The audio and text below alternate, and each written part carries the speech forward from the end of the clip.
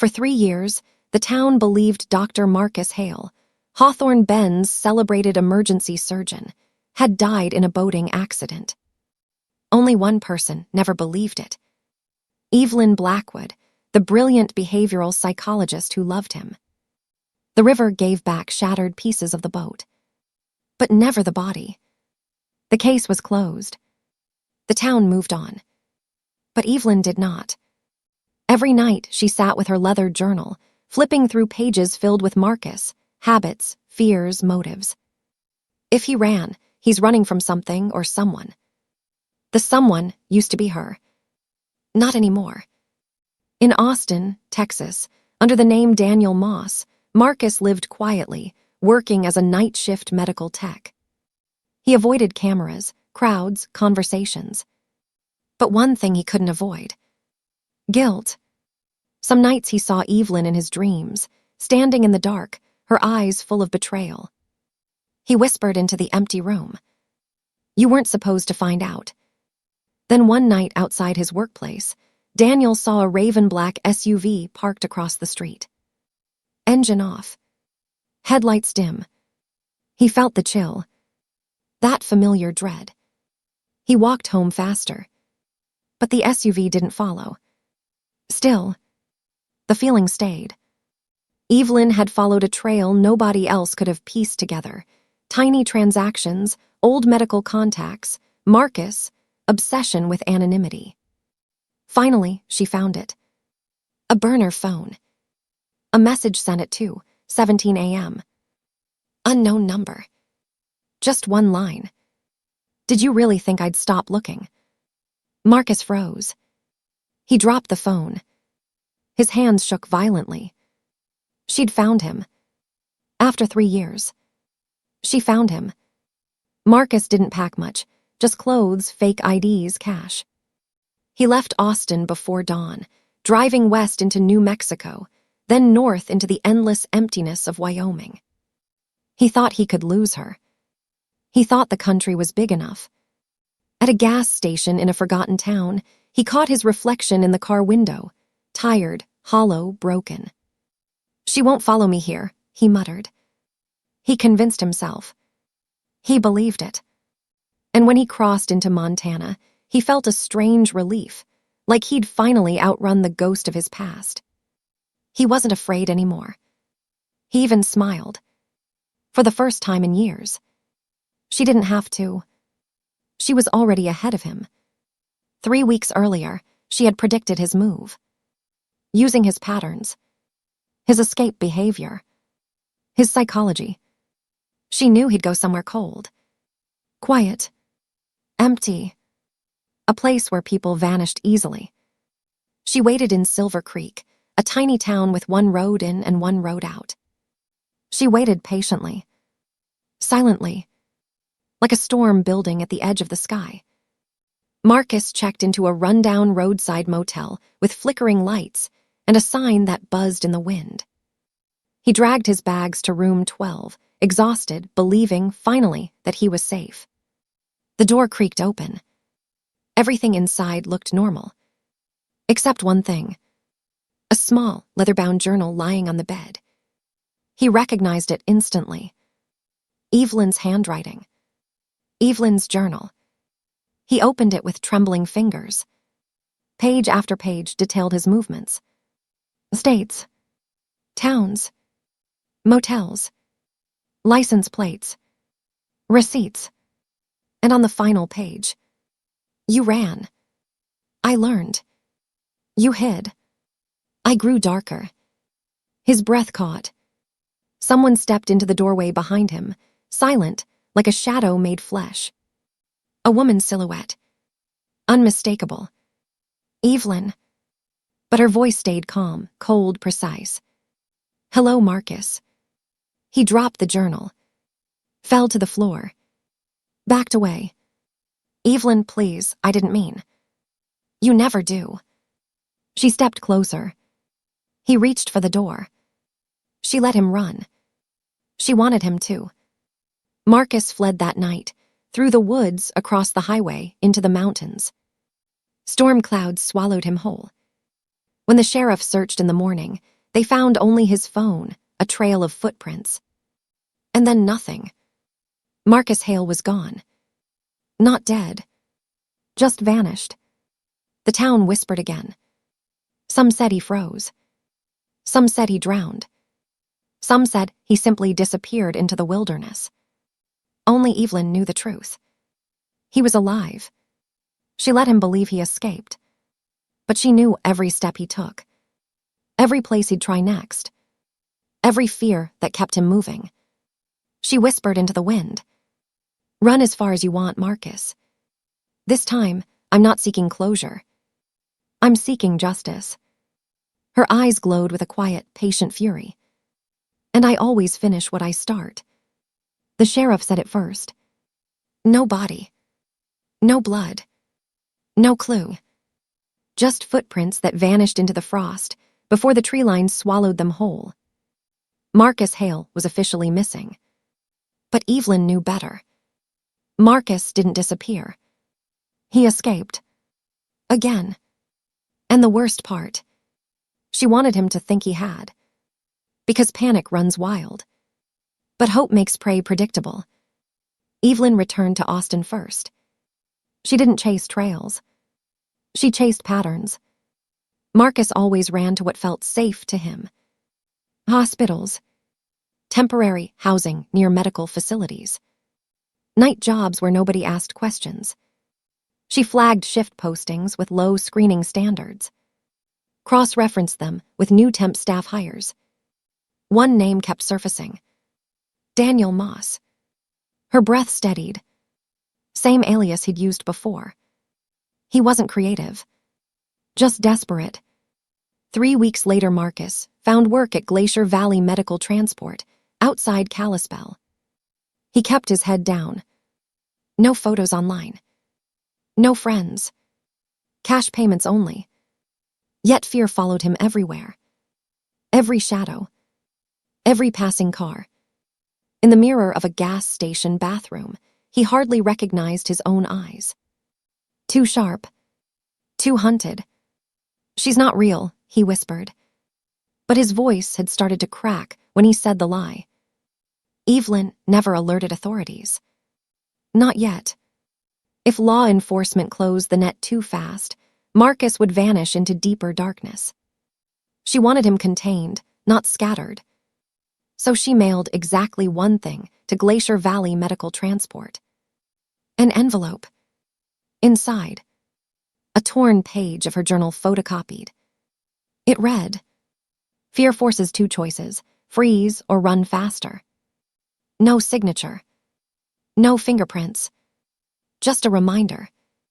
She was close. The envelope broke him.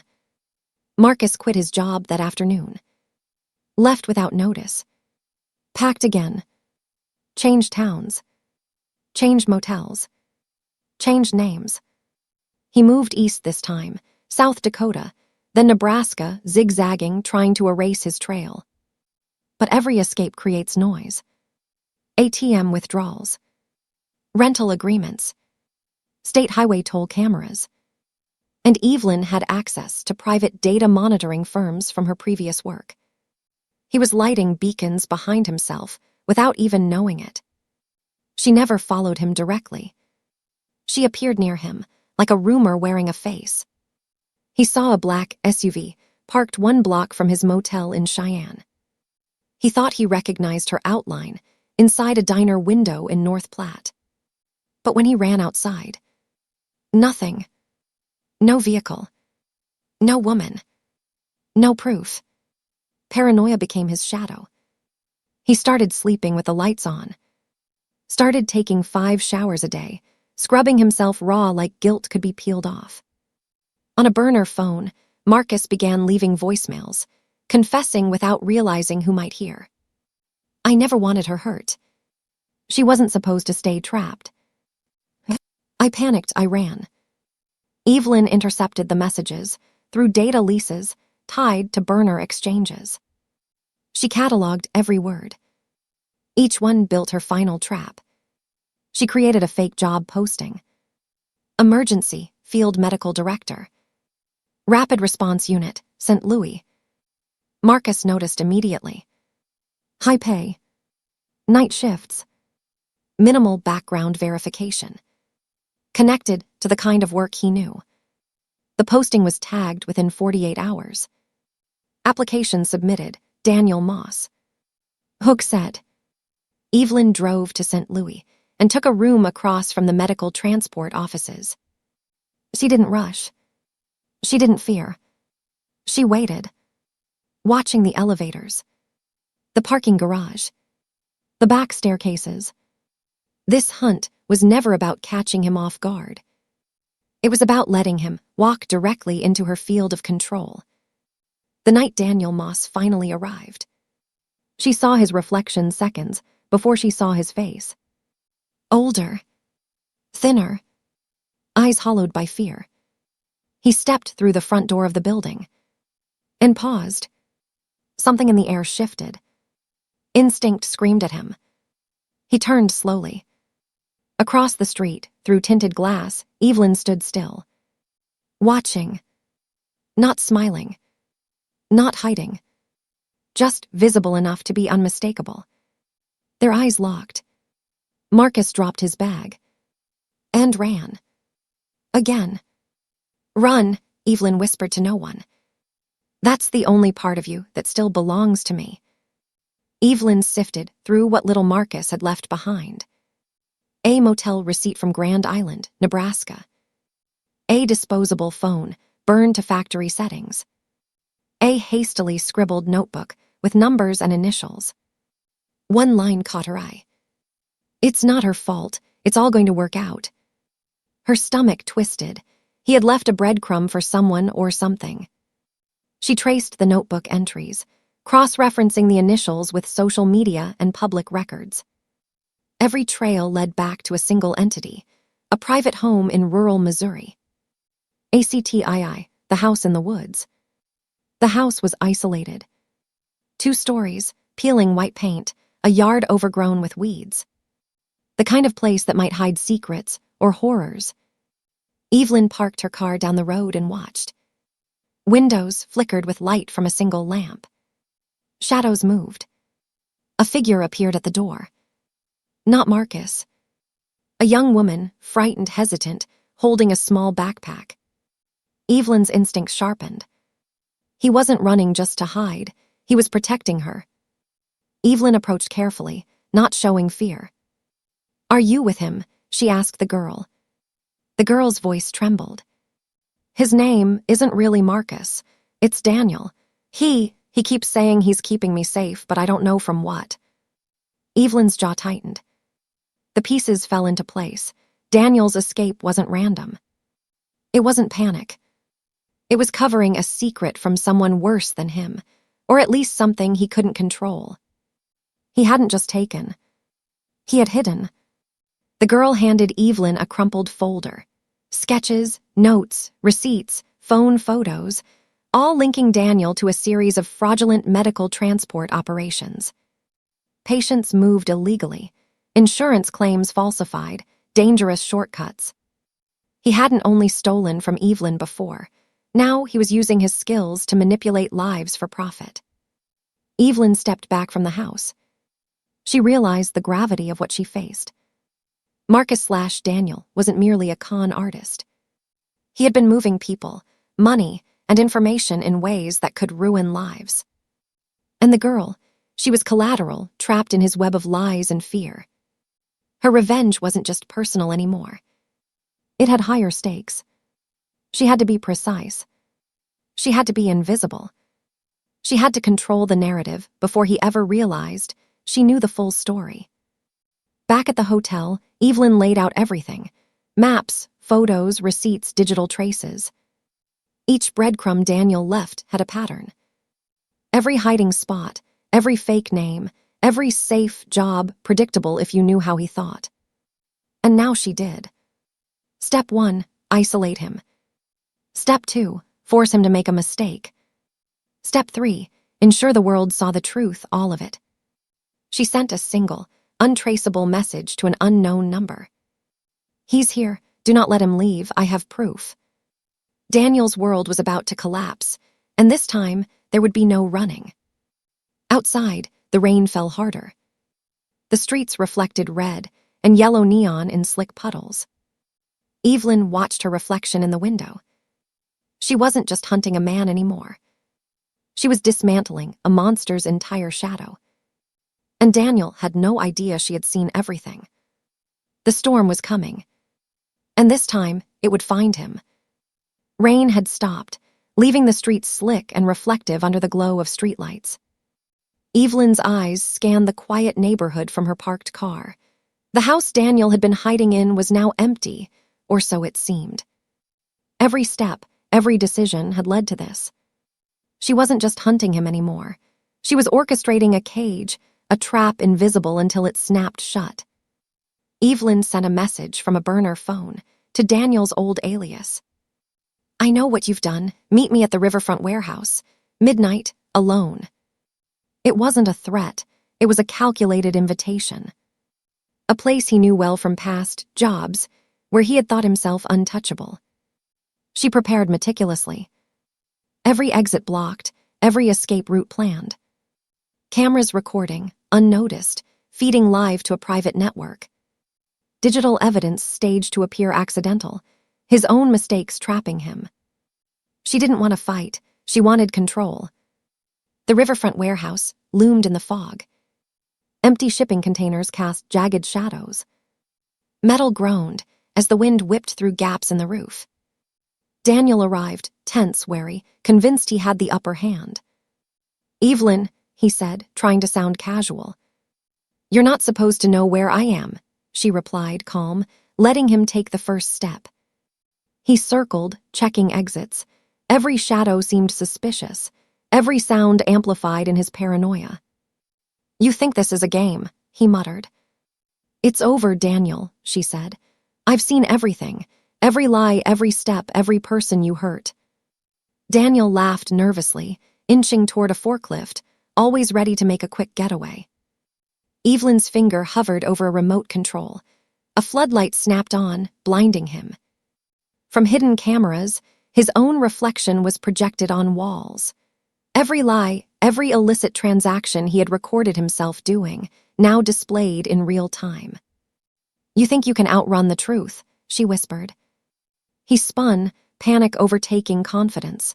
Every exit he thought open had been sealed. "I can make this go away," he stammered. "You could have run," Evelyn said, voice icy. "But I didn't want to catch you. I wanted you to trap yourself." Daniel's breathing grew erratic. He reached for his phone, another burner, but all networks were jammed. Evelyn pressed another button. The warehouse's metal doors locked automatically. "All paths lead here," she said, stepping forward. From hidden speakers. She played recordings of him. Fraudulent contracts, stolen identities, coerced witnesses. Each confession, each unethical act, his own voice condemning him. "I've run out of roads," he muttered, voice breaking. Evelyn smiled faintly, not triumphantly, but deliberately. "The roads were never yours to run. They were mine to map." Police lights flashed outside. Daniel hadn't called them. Evelyn had. All evidence had been sent ahead. Video, audio, documents, every step of his criminal activity carefully logged. He sank to the floor, realizing there was no escape. "Why me?" he whispered. Evelyn crouched beside him. "Because you underestimated me, because you thought fear controlled the world. You were wrong. Truth does." Evelyn walked away from the warehouse, rain now falling softly. Behind her, Daniel was taken into custody. Every person he had manipulated or hurt would be contacted. Every operation he had built on lies would be exposed. His empire of fear was gone. She didn't gloat. She didn't celebrate. She only allowed herself one thought. No one ever underestimated Evelyn Hart again. The city's lights reflected in puddles along the riverfront. A storm had passed, but she knew vigilance was eternal. Because shadows, like secrets, never truly vanish. They only wait for the light.